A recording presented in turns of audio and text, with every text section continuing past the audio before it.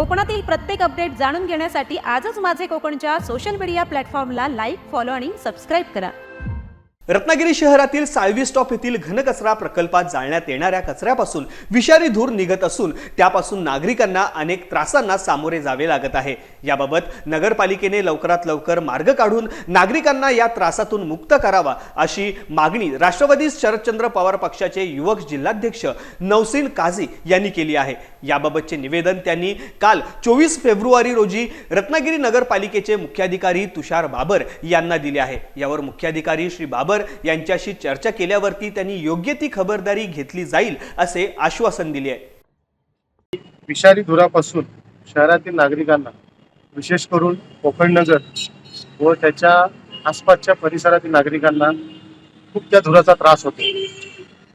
इथे राहणारे स्थानिक लोक आणि लहान मुलं, वयस्कर माणसं यांना वेगवेगळ्या आजारांना सामोरे जावं लागेल। या अनुषंगाने आम्ही आज रत्नागिरी नगरपालिकेचे मुख्याधिकारी यांना एक निवेदनच दिलेलं आहे आणि त्यानुसार त्यांनी त्याच्या योग्य ती खबरदारी घेऊन वेगवेगळं त्याचा इलाज करावा, जेणेकरून स्थानिक नागरिकांना त्याचा त्रास होणार नाही।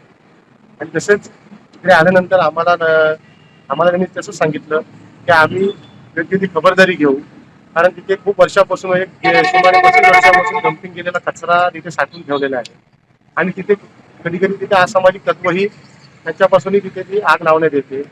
त्याच्यामुळे आम्ही पण त्यांना सांगितलं त्याच्यात तुम्ही खबरदारी काय घ्या, तर ते म्हटले की त्याच्यासाठी एक राखीव जागा पण आम्ही बघितलेली आहे MIDC मध्ये आणि तिथे आता तो कचरा तिथे तो स्थलांतरित करणार आहोत।